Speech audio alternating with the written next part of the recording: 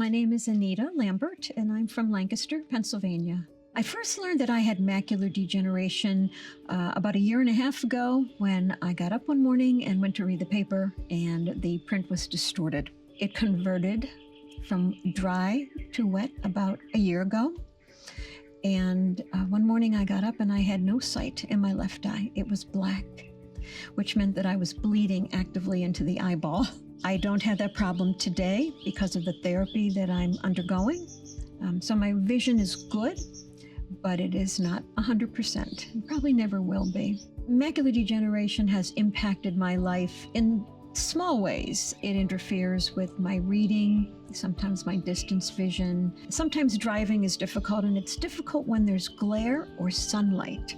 The things that help me navigate daily life with my low vision, first and foremost, proper light. I am an avid reader.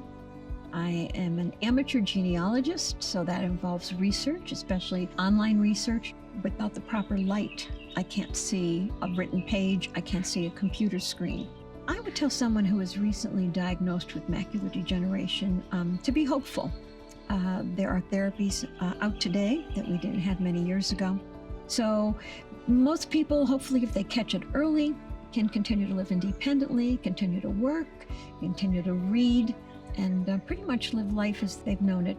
I am a pharmacist by profession. I've been practicing for 47 years, so I am still able to work, but that's because of the therapy I'm going through. I'm so grateful for the research because I am the recipient, and most of us who have wet macular degeneration now are using therapies that were developed by this research. And I pray that this type of research will continue to be funded so that future generations will have an even better outcome.